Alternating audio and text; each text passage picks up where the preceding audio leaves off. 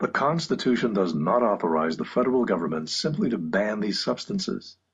When alcohol prohibition was implemented, everyone understood that it required a constitutional amendment, and so in order to ban certain kinds of drugs, the Harrison Tax Act of 1914 simply levied prohibitively high taxes on them.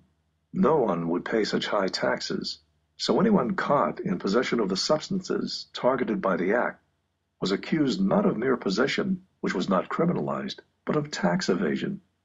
Here I intend to focus on the especially interesting history of federal marijuana prohibition. A substantial motivation behind it, which is evident all over the debates on the subject, was a contempt for Mexicans with whom marijuana use was widely associated at the time. On the floor of the Texas Senate, one state senator declared, "All Mexicans are crazy, and this stuff is what makes them crazy." Similar statements could be heard in numerous states around the country. Harry Anslinger, who headed the federal government's Bureau of Narcotics, said that the primary reason to outlaw marijuana is its effect on the degenerate races. That was not unusual. Anslinger made comments like that as a matter of routine. The resulting Marijuana Tax Act of 1937, yes, federal prohibition is really just 7 decades old, had little to do with real science or medicine, and a lot to do with petty ethnic grudges, careerism in the Bureau of Narcotics, and disinformation and propaganda in the popular press, where yellow journalism still lived.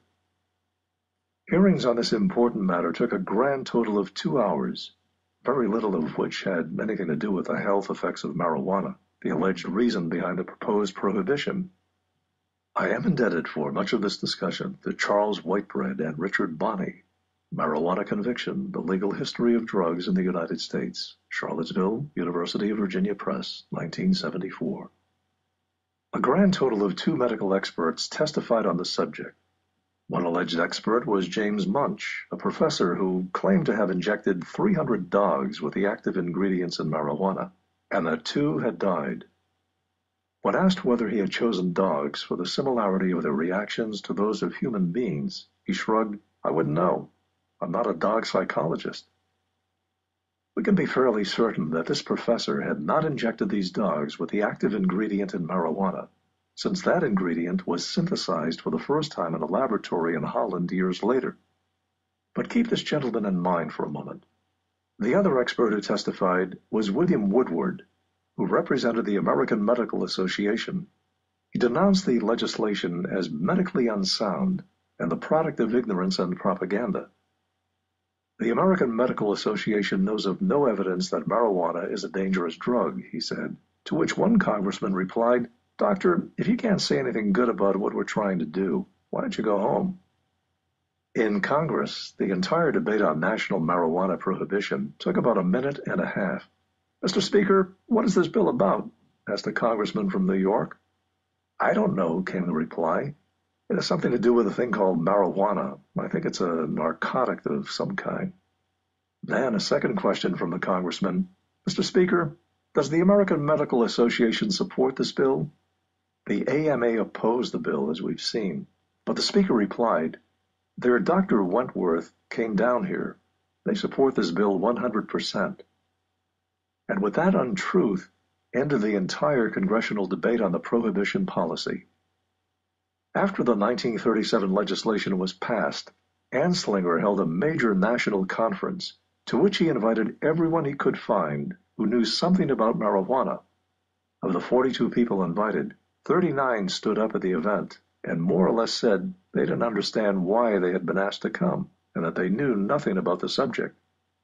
That left 3 people. 1, the AMA's William Woodward, 2, Dr. Woodward's assistant, and 3, James Munch, the professor with the dogs. You can guess what happened next. James Munch, the one person at the conference who agreed with Anslinger on marijuana, was named the official expert on marijuana at the Federal Bureau of Narcotics. One person agrees with the government's position, and he is appointed the official expert. If that doesn't sum up how government operates, I don't know what does. Now recall Anslinger's claim, which he later withdrew in the face of the medical community's insistence that there was no evidence to support it, that marijuana is an addictive drug which produces in its users insanity, criminality, and death.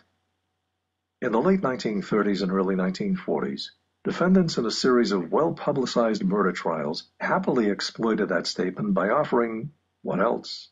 Insanity defenses on the grounds that they had used the drug prior to committing the crime. At one of these trials, our official expert was asked to testify about the substance's insanity-inducing properties. In his testimony in a Newark, New Jersey court, Munch admitted to having used the drug himself. When asked what had happened when he had used the drug, he answered, "After 2 puffs on a marijuana cigarette, I was turned into a bat. As a bat, he flew